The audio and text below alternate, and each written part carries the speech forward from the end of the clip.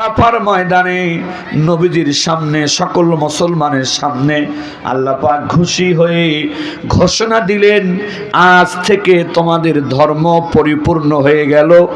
আর তোমাদেরকে আমি আল্লাহর যতগুলো নিয়ামত দেওয়ার দরকার ছিল সব নিয়ামতগুলোও আমি আল্লাহ পরিপূর্ণ করে দিলাম। আল্লাহর কাছ থেকে নতুন করে আমাদের আর পাওয়ার মতো কোনো কিছু সব তিনি দিয়েছেন।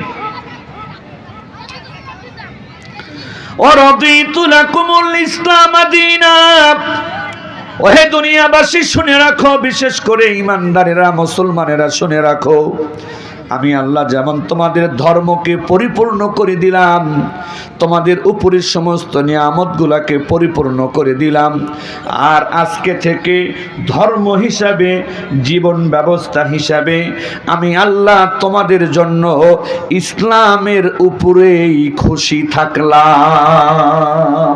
বলুন না মারহাবা। কারণ ইসলামের আগে আল্লাহ তাআলা ঈসা আলাইহিস সালামকে খ্রিস্টান ধর্ম দিয়েছিলেন কিনা? মুসা আলাইহিস সালামকে ইহুদি ধর্ম দিয়েছিলেন কিনা? এর আগে আল্লাহ পাক এক এক নবীকে এক এক রকম কিতাব দিয়েছেন। তাওরাত, জবুর, ইনজিল, ধর্মের নামগুলো ভিন্ন ভিন্ন ছিল, পরিবর্তন হয়েছে, সংস্কার হয়েছে, কিন্তু ইসলামকে পরিপূর্ণ করে দেওয়ার পর আল্লাহ পাক ঘোষণা করে দিলেন যে এখন থেকে নিয়ে কিয়ামত পর্যন্ত এই দুনিয়াতে আমি আল্লাহর নতুন কোনো ধর্ম দিব না। মুসলমান ভাইরে আমার, আল্লাহ পাকের এক নাম্বার ঘোষণা, আমি সবথেকে দামি প্রেসিডেন্ট প্রধানমন্ত্রী হয়ে বলছি আমার পছন্দের ধর্মের নাম হলো ইসলাম।